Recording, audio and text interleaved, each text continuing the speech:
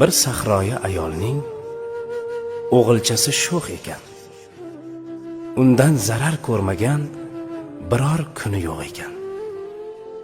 Qozondagi taomin tepib qochib ketarkan, meshidagi suvini sepib qochib ketarkan. Qarg'ar ekan onasi qilolmasdan epini, qirqib qochganida kir yoyadigan ipini. Hoy ipimni qirqmagil, qalbingga ilm to'lgur. Hoy meshimni teshmagil, Ka'baga imom bo'lgur. Hayvon dumin kesmagil, beozor bo'l, to'g'ri yur. G'arib yo'lin to'smagil, Ka'baga imom bo'lgur.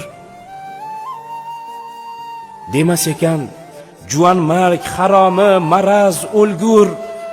Bitta ekan qarg'ishi, Ka'baga imom bo'lgur. Niyat ketdi, vaqt ketdi. Misli yel yo shabada shu ayolning shu o'g'li imom bo'ldi Ka'baga. Ne shohu sultonlar orqasidan turib g'oz unga iqtido qilib o'qir edilar namoz. Bolangizni so'kmangiz, duo qiling bolani. It, eshak deb so'kishga hayo qiling bolani. Rasululloh dedilar, yuzlaridan yog'ib nur.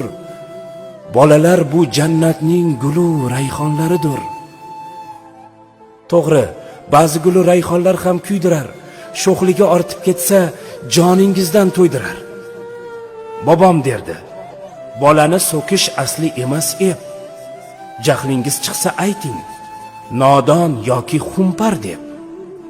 Boy bo'lgur, ko'paygur deng. Aslo demang o'l la'nat. Shuni bilib qo'yingki, so'kinish ham bir san'at. Ixlos bilan qilingan har niyating ushalar.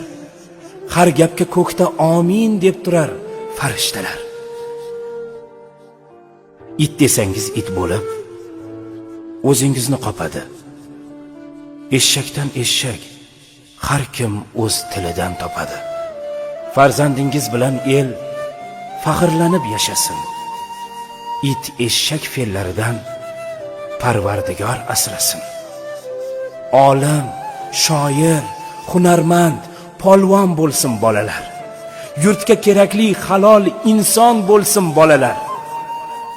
Bolangizni so'ksangiz, poshsho bo'lgur deb so'king. Olim bo'lgur, Xizrga oshno bo'lgur deb so'king. Tildan chiqqan har so'zda ma'rifat ziyo bo'lsin. Hatto so'kishingiz ham yaxshi bir duo bo'lsin.